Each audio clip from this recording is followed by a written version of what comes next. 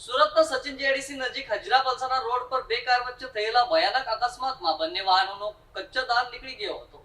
જો કે સદનસીબે કોઈ જાનહાની થઈ ન હતી, જેના કારણે મોટી દુર્ઘટના ટળી હોવાનું માનવામાં આવી રહ્યું છે. જ્યારે પોલીસે અકસ્માતમાં કારણોની તપાસ શરૂ કરી છે.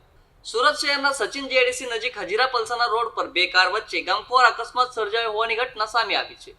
અકસ્માત એટલો ભયાનક અને ગંભીર હતો કે બંને કારનો કચ્ચરદાન નીકળી ગયો હતો. મળતી માહિતી મુજબ હજીરા પલસાણા રોડ પર પૂર ઝડપે જઈ રહેલી બે કાર અચાનક સામસામે અથડાઈ હતી. ટક્કર એટલી જોરદાર હતી કે બંને વાહનોને ભારે નુકસાન પહોંચ્યું હતું. અકસ્માતના કારણે રસ્તા પર થોડા સમય માટે અફરાતફરીનો માહોલ જોવા મળ્યો હતો.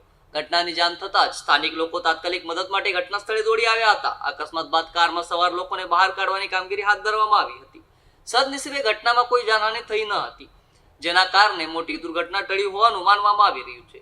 ઘટનાની જાણ થતાં જ પોલીસ પણ સ્થળ પર પહોંચી હતી અને સમગ્ર મામલે તપાસ શરૂ કરી હતી.